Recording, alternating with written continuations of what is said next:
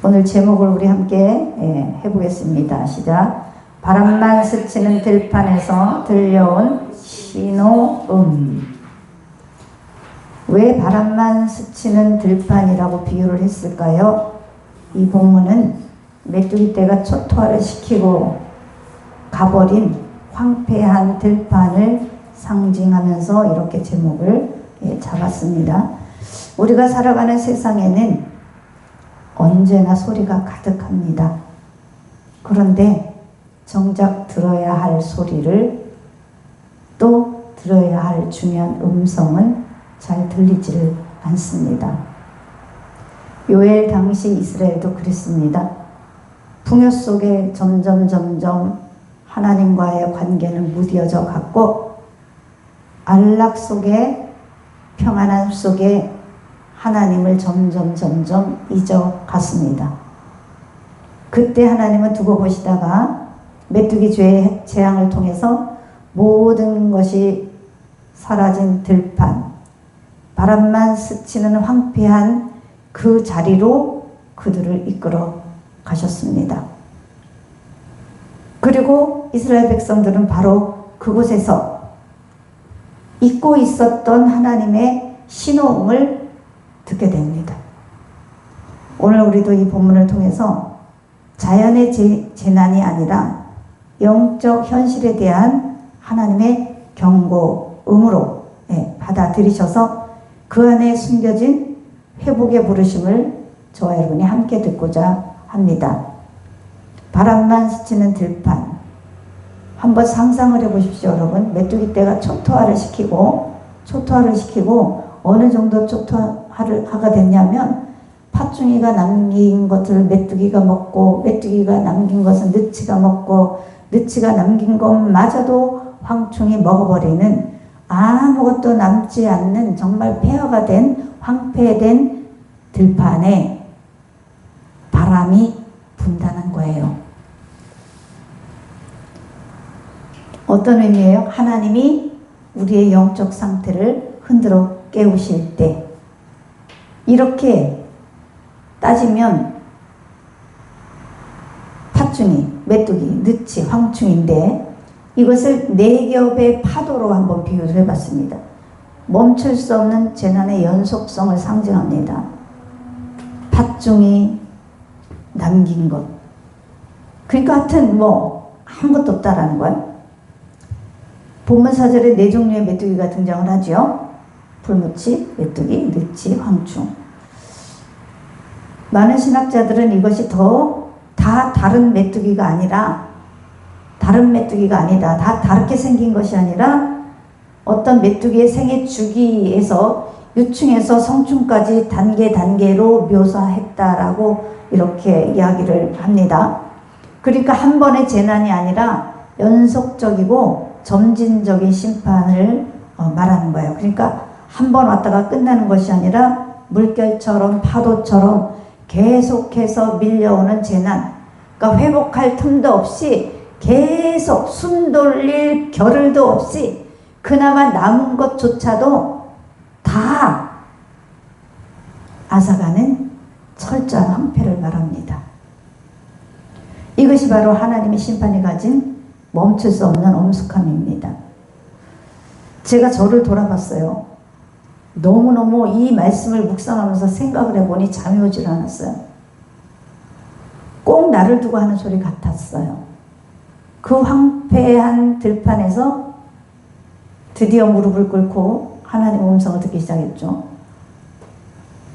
부유하고 안락한 생활을 추구하면서 세상의 향락을 쫓아 살던 그럴 때는 하나님의 음성을 개의치도 않았는데 정말 그렇구나, 정말 그랬구나 이런 생각을 했어요. 우리는 가끔 이렇게 얘기하죠. 이 정도면 됐겠지. 이제는 회복이 되겠지. 이제는 잘 될 거야. 이렇게 생각을 하지만 하나님은 이렇게 말할 수 있습니다. 아직도 너 정신 못 차렸구나. 되기는 뭐가 돼? 너와 나 사이의 관계가 아직 회복이 안 됐는데. 하나님은 더 깊은 자리로 우리를 초대합니다. 여러분 아십니까? 모든 때는 하나님이 정하신다는 거예요. 6절 7절을 보니 한 민족이 땅에 올라왔대요. 그런데 그들의 이빨은 사자 이빨 같고 어금니는 암사자의 어금니 같은데 그들이 그 강한 이빨로 포도나무를 멸하고 무화과나무를 긁어가지고 맑게 벗겨서 어떻게 됐대요? 하얗게 가지를 만들었다는 거예요. 여기서 주목해야 될 것은 뭡니까? 포도나무와 무화과나무입니다. 이 두 나무는 이스라엘에게 있어서 단순한 농작물이 아니에요. 포도는 기쁨과 잔치를 상징하고 무화과는 평안과 풍요의 상징이었어요. 그래서 선지자 미가는 미가서 4장 4절에 이렇게 얘기합니다. 각 사람이 자기 포도나무 아래와 자기 무화과나무 아래 앉을 것이라.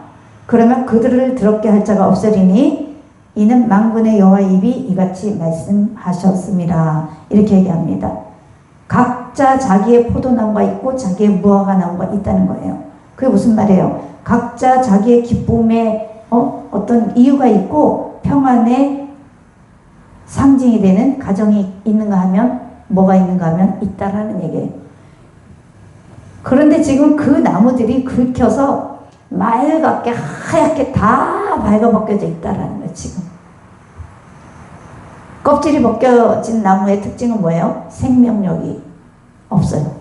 그리고 이제 더 이상 뿌리로 양분을 공급받아도 이게 자라지 않아요. 겉보기에는 나무가 서 있는 것 같지만 이미 속은 죽어가고 있다라는 거예요. 이것은 단순한 경제적인 손실이 아닙니다. 그들이 의지하던 기쁨의 근원이 무너진 겁니다. 내겹의 파도, 멈추지 않는 재난 가운데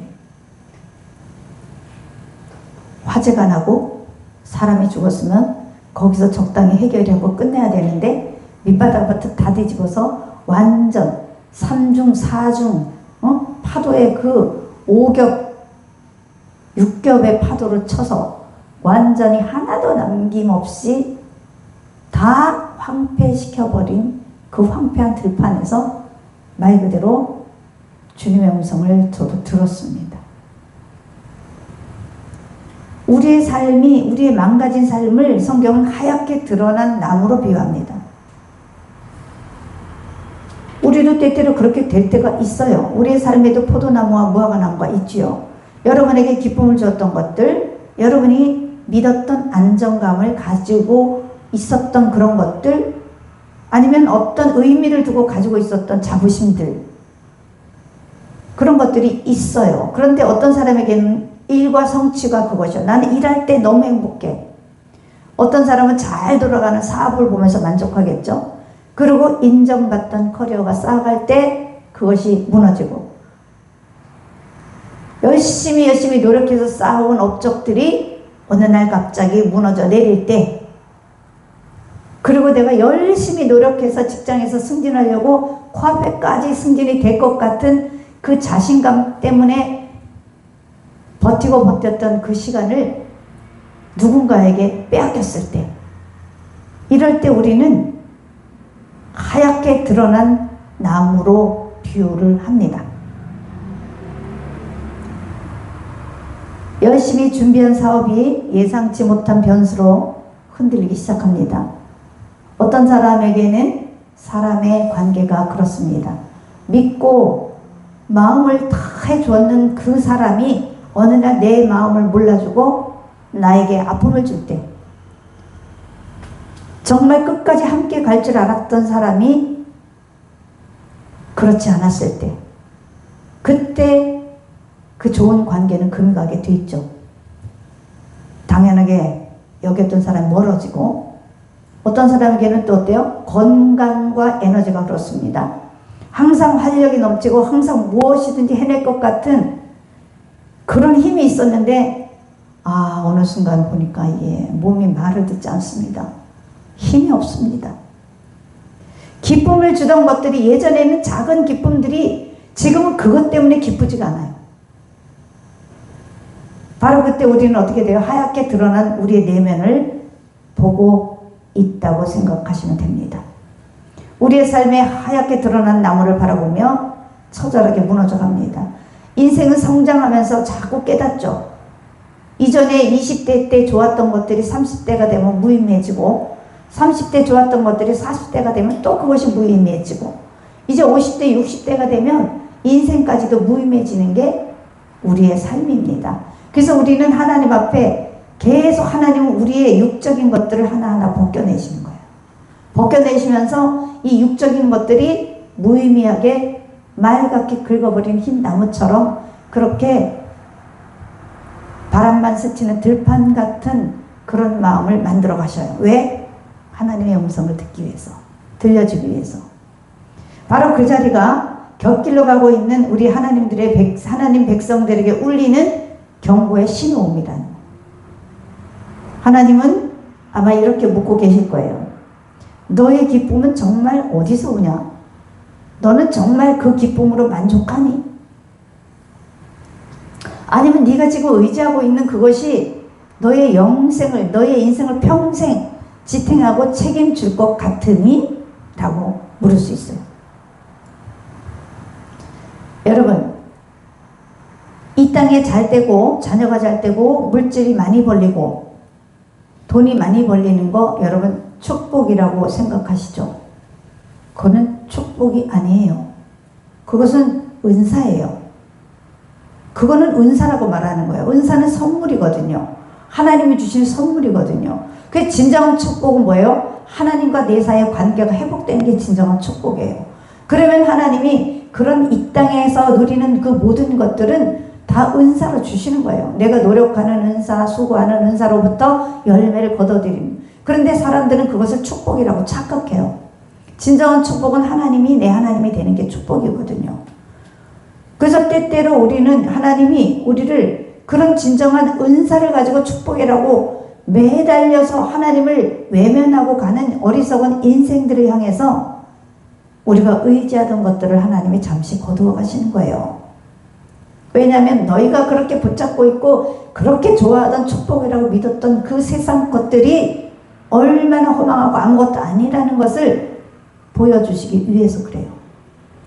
지금 내가 서 있던 땅이, 서 있던 그 내가 축복이라고 누렸던 물질과 그 명예와 부가 얼마나 흔들리기 쉽고 아무것도 아니라는 것을 깨닫게 하시는 겁니다.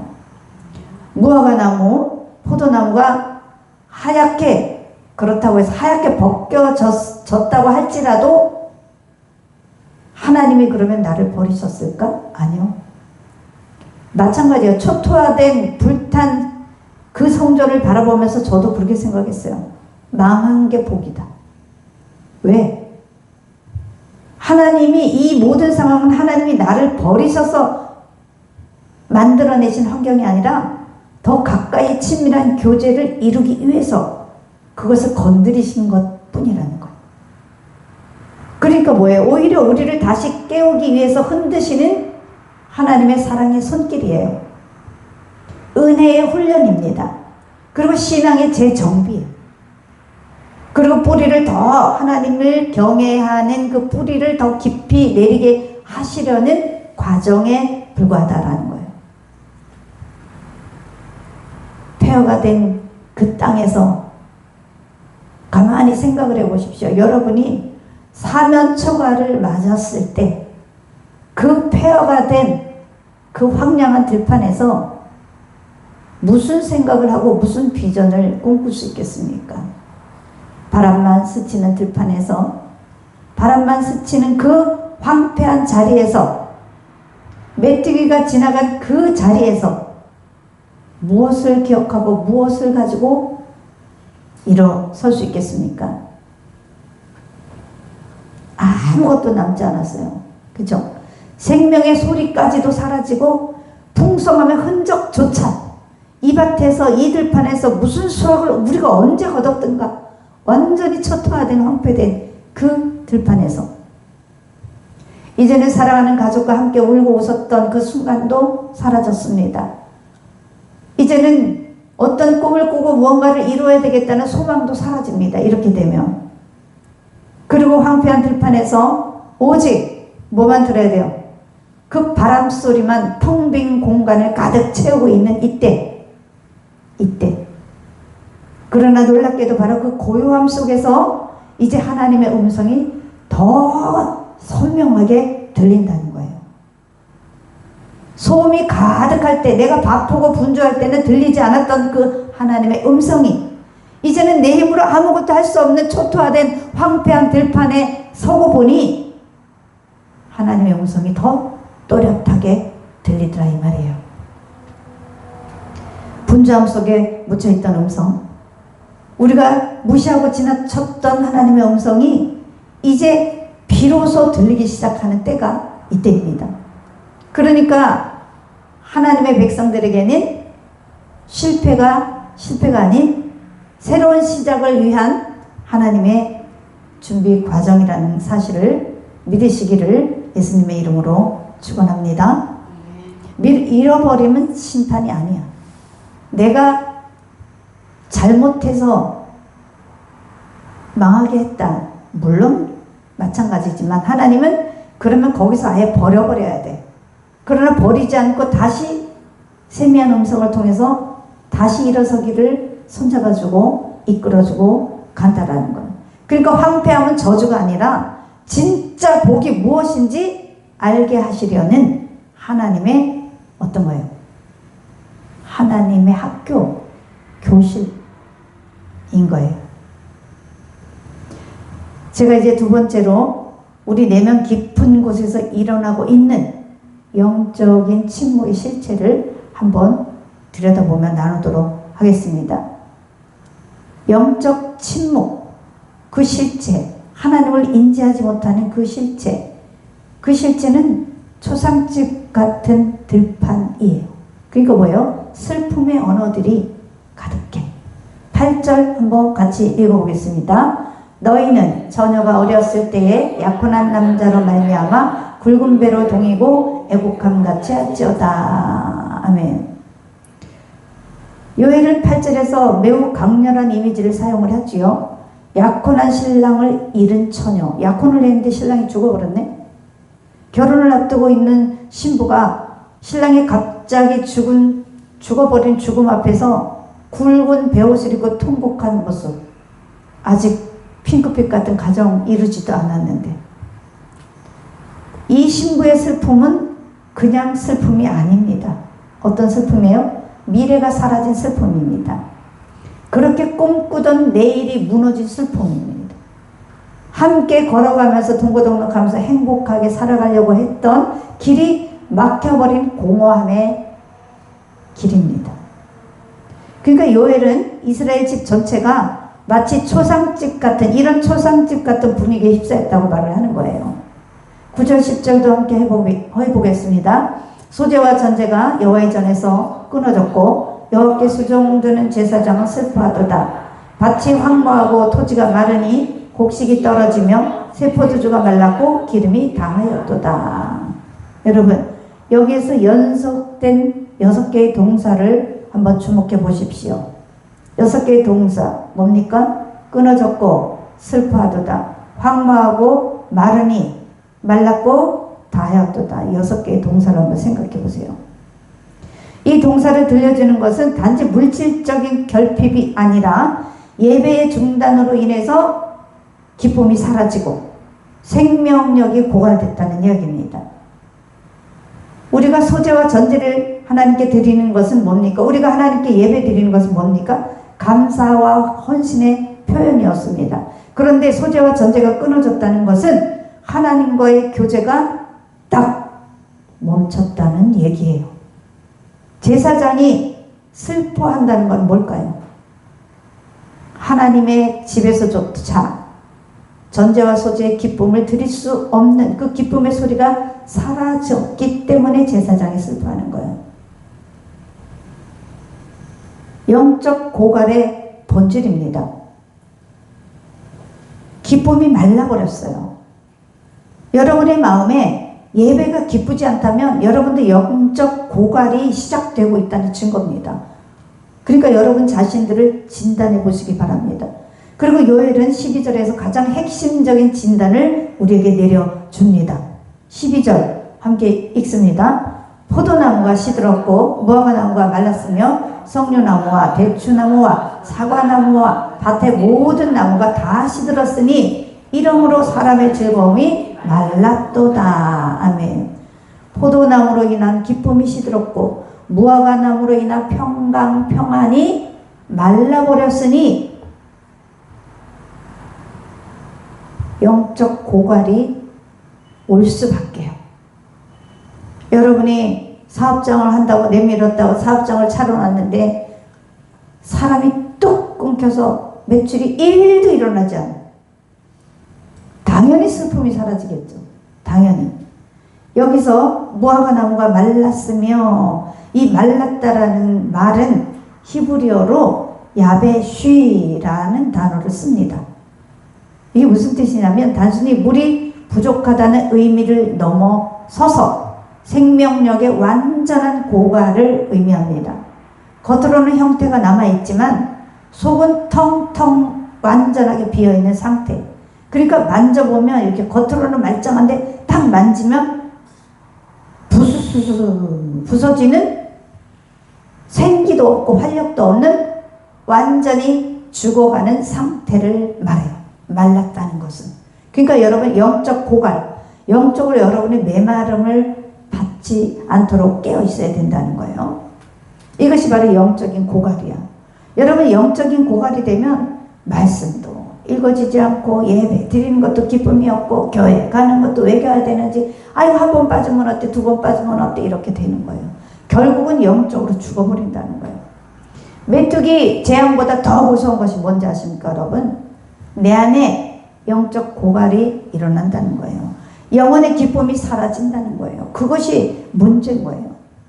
어떤 거예요? 하나님을 향한 열정이 식어버리고 예배가 왠지 습관이 돼버리고 말씀을 들어도 더 이상 마음에 와닿는 것도 없고 들어오지도 않고, 기도를 해도 그냥 형식적으로 의무적으로 하라니까 하고, 찬양은 그냥 입술을 움직이는 운동, 입 운동만 될 수 있어요.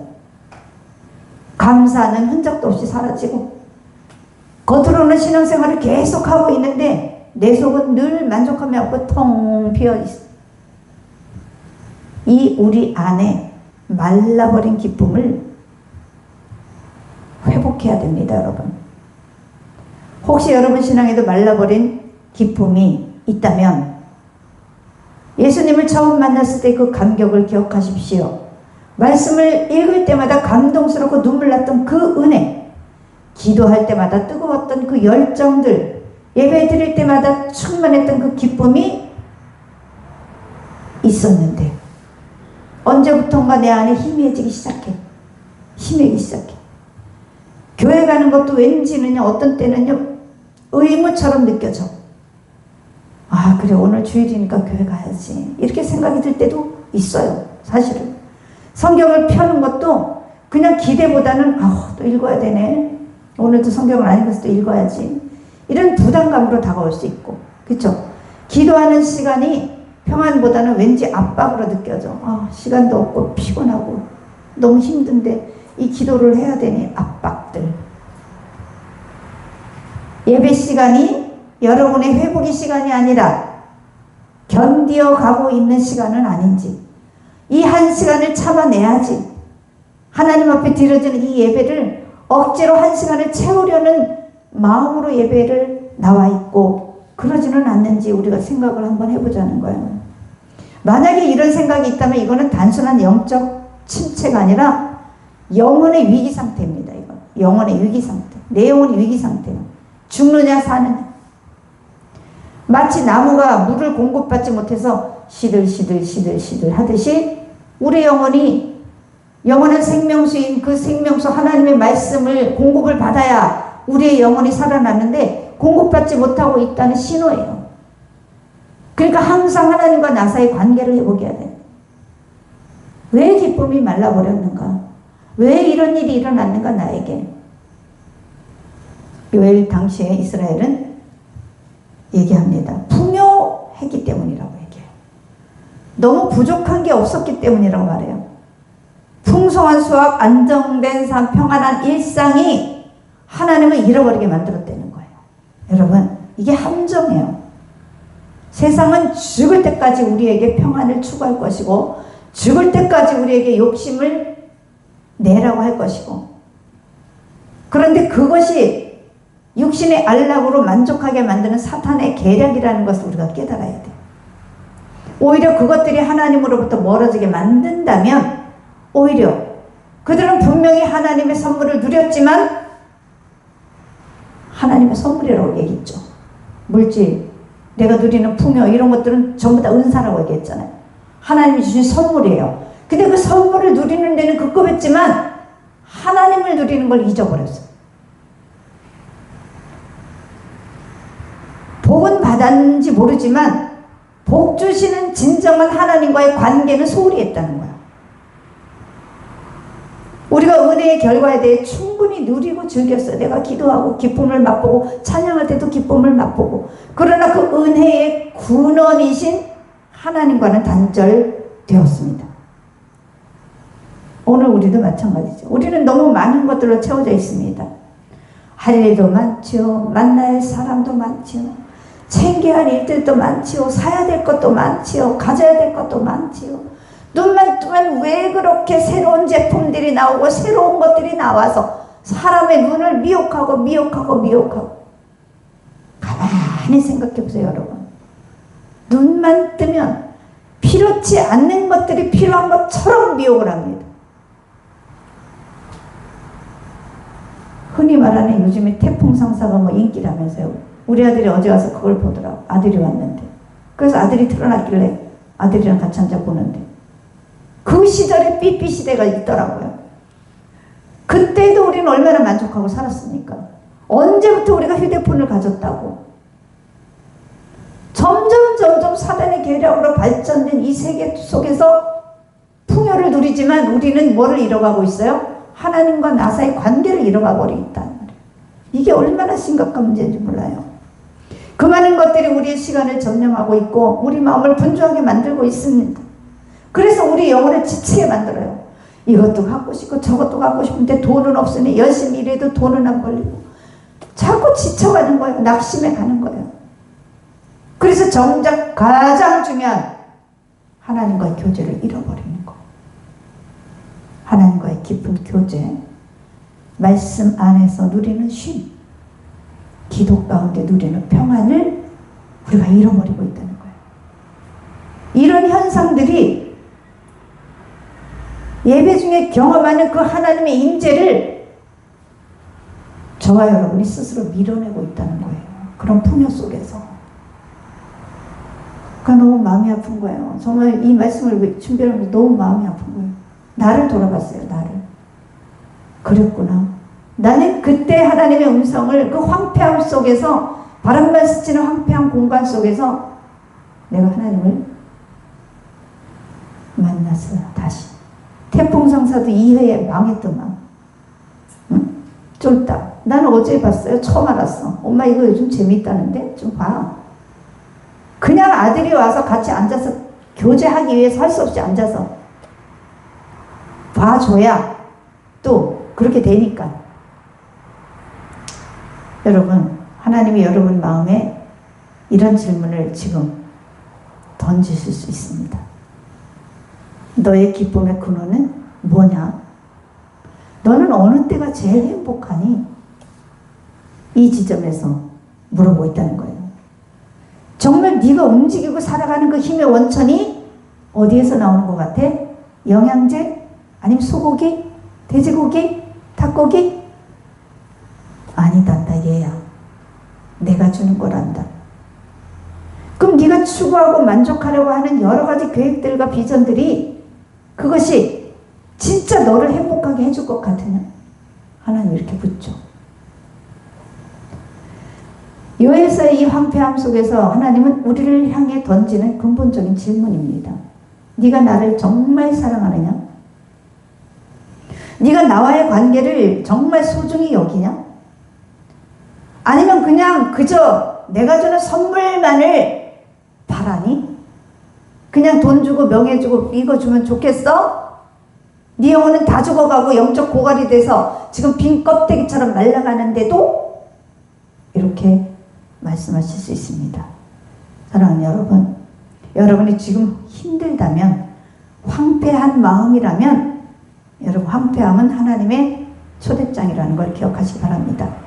이 진단이 우리를 어떤 거예요? 절망으로 이끌어가는 것이 아니라 오히려 우리의 치유의 시작이 된다는 것을 잊지 마시기를 바랍니다.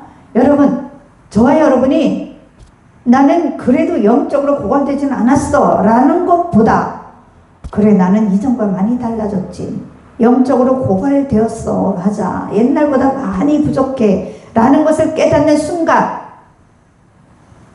우리는 비로소 진짜 생수이신 하나님을 만나게 될 것입니다. 우리 안에 기쁨이 말랐다고 인정하는 순간 우리는 비로소 어떻게 돼요? 하나님께로 돌아갈 마음을 가지고 있다는 겁니다. 그리고 우리가 하나님 앞에 하나님은 나의 전부입니다, 내 힘으로는 아무것도 할 수 없음을 고백합니다 라고 고백하는 순간 우리는 어떤 걸 경험하게 돼요? 하나님의 회복을 경험하게 됩니다. 그렇기 때문에 황폐는 끝이 아닙니다. 하나님께서 우리를 다시 채우기 위한 비움의 과정이라는 것.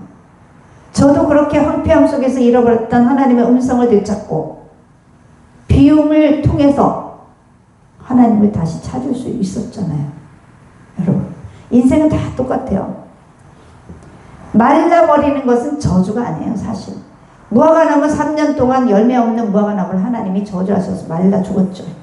사실은 그 나무를 죽여서 저주해서 죽인 게 아니라 그 나무를 통해서 이스라엘 백성들을 깨우치기 위함이죠. 비전과 회복의 약속이죠. 침묵은 죽음이 아니에요. 하나님의 침묵은 죽음이 아니에요. 새 생명으로 이끌기 위한, 하나님의 음성을 더 선명하게 듣기 위한 고요함일 수 있습니다. 그런 황폐함 속에야만이 내 힘으로 뭔가를 하려고 하지 않고 망연자실한 들판에 앉아서 하늘을 쳐다보게 되겠죠. 그럴 때 조용히 들려오는 하나님의 그 바람같이 스치는 그 음성 소리를 듣게 되는 겁니다. 하나님의 신호음은 경고로 끝나지 않아요. 경고를 딱 끝난다면 우리는 너무나 불행한 인생이죠. 그러나 하나님은 회복을 향한 초대로 우리를 이끌어 가시는 겁니다. 마지막으로 세 번째에서 우리가 하나님께서 우리에게 주시는 회복의 약속과 새로운 시작을 함께 다시 한번 나눠보도록 하겠습니다. 자, 신호음은, 하나님이 주시는 신호음은, 그 황폐한 들판에서 울려오는 그 신호음은 경고가 아니라 초대장이다 라는 거예요. 회복을 향한 부르심이다 라는 거예요. 그러니까 요엘서는 막 메뚜기가 황충이, 느치가 막 계속 연속적인 황폐함 속에서 반전이 일어나요. 황폐함에서 회복으로. 그래서 요엘서 1장은 절망으로 끝나지 않습니다. 이것이 이 요엘서의 가장 놀라운 핵심이죠. 요엘서 전체 구조를 보면요, 하나님의 의도가 분명히 드러납니다. 1장은 재난의 현실이에요. 모든 것이 황폐해졌어요. 2장에 보면요, 전반부에는 회개해서 돌아오라는 부르심이고, 돌아오되 회개하되 마음을 찢지 말고, 아니 옷을 찢지 말고 마음을 찢고 내게 돌아오라 얘기해요. 그리고 2장 후반부에는 회복과 세일의 약속, 내가 회복시켜 주겠다. 그리고 3장에는 이제 최종적인 구원과 심판이 이제 나타납니다. 그래서 마지막 심판하고 시온에 거하리라, 천국 백성이 되게 하는 이야기로 끝납니다. 그래서 하나님의 이야기는 뭐든지 심판으로 끝나는 게 아니라 뭘로 끝난다? 구원의 약속으로 끝난다. 그리고 황폐가 아니라 회복으로 끝난다라는 거예요. 회복으로 향한다는 거. 그리고 멈추는 것이 아니라 새로운 시작으로 한 걸음 옮겨지는 과정이 된다. 그래서 하나님이 주시는 황폐는 어떤 거예요? 네가 잘못했으니까 주는 목적 있는 형벌이 아니라 회복이라는 거예요. 회복. 과정. 회복으로 가는 과정이라는 거예요. 그래서 하나님은 우리를 무너뜨리기 위해서 흔드는 것이 절대 아니라 돌이키기 위해서, 제대로 된 길을 돌이키기 위해서 흔드는 것이라는 거예요. 12절 읽습니다.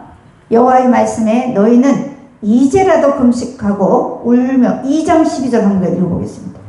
2장 12절입니다. 시작. 여호와의 말씀에 너희는 이제라도 금식하고 울며 애통하고 마음을 다하여 내게로 돌아오라 하셨나니. 아멘. 여기서 너희는 이제라도, 여기에 주목하십시오. 이제라도 라는 말은 무슨 말이에요? 아직 늦지 않았어. 아직 너에게 기회가 있어. 다시 돌아올 수 있다는 뜻이에요. 그렇죠? 하나님은 우리를 완전히 망가져서 아주 폐물이 돼서 버려둔 그 상태에서 우리를 부르는 것이 아니에요. 그냥 그 이전의 황폐한 가운데서 바로 지금 이 순간에도 예수님이 우리를 부르고 계신다는 거예요. 하나님이 원하시는 게 뭐라고요? 옷을 찢는 것이 아니라 그랬어요. 뭐를 찌르라? 마음을 찢는 것이라. 그러니까 이게 무슨 뜻이냐면 겉으로 드러나는 회개의 몸짓이 아니라 진심으로 깨어진 상한 심령으로 너희가 회개를 한다면 내면의 변화, 진정성 있는 회개를 한다면, 그렇다면 하나님은 은혜로우시고 자비로우시기 때문에, 노하기를 더디하시는 분이기 때문에 너를 치료해 주신다는 얘기입니다. 그래서 우리는 하나님을 알 때 잘 알아야 돼요. 하나님의 속성을 바로 알아야 돼요. 하나님의 본성은 심판이 아니라 자비입니다. 하나님의 마음은 어때요? 징계가 아니라 회복입니다. 하나님의 목적은 나를 파괴시키려는 게 아니라 다시 재건시키기 위함이라는 겁니다. 2장을 다시 잠깐 볼까요? 2장을 보면 25절에 하나님은 놀라운 약속을 하십니다. 우리가 11월 첫째 번 주일에 요해서를 우리가 말씀을 나눴습니다. 다음 세대에 전해질 이야기. 그렇죠? 25절 우리 함께 읽습니다. 내가 전에 너에게 보낸 큰 군대 곧 메뚜기와 느치와 황충과 파충이가 먹은 횟수대로 너에게 갚아주리니. 아멘. 메뚜기와 느치와 황충과 파충이가 네 겹의 파도로 온 들판을 다 초토화 시켜버린 그 모든 것들을 갚아주겠다는 거예요. 이것은요, 여러분, 단순한 물질적 회복 약속이 아닙니다. 인생을 살아가면서 잃어버렸던 시간들, 낭비된 세월들, 황폐했던 그 모든 기간까지도 하나님께서 다 회복해서 이루어 주신다는 약속입니다. 메뚜기가 갉아먹은 거, 재난이 빼앗아간 거, 우리 자신의 실수로도 잃어버린 것들, 그런 모든 것들이요, 이 땅에 있는 모든 내가 잃어버린 것들, 그런 것들을 하나님이 다시 채워주시겠다는 약속입니다. 더 나아가 2장 27절을 다시 한번 읽습니다. 그런즉 내가 이스라엘 가운데 있어 너희 하나님 여호와가 되고 다른 이가 없는 줄을 너희가 알 것이라. 내 백성이 영원히 수치를 당하지 아니하리로다. 아멘. 그렇습니다. 회복의 궁극적인 목적은 단지 잃어버린 것을 되찾는 것이 아니라 하나님을 다시 알게 되는 것, 하나님의 관계가 회복된다는 거예요. 여러분 꼭 기억하십시오. 이 세상의 물질과 명예와 그 모든 것들은 은사적인 관계다. 하나님의 선물이라는 거예요. 진정한 축복은 뭐다? 하나님과 나 사이의 관계 회복입니다. 다른 이가 없습니다. 그때 오직 하나님만이 나의 전부라는 것을 깨닫게 되는 것입니다. 그래서 이제 바람만 스치는 들판이 아니라 이제 그 들판은 끝이 아니라 하나님과 다시 시작하는 회복의 들판이 되는 겁니다. 사랑하는 여러분, 바람만 스치는 들판은 끝이 아니라 뭐라고요? 시작이다. 사라진 기쁨은 영원히 사라진 게 아니에요. 하나님께서 채워주실 기쁨을 위한 빈 그릇입니다. 잘려나간 가지는 다시 싹을 틔울 것이고 말라버린 나무는 다시 생명수를 공급받을 것이며 황폐한 마음은 다시 살아날 것입니다.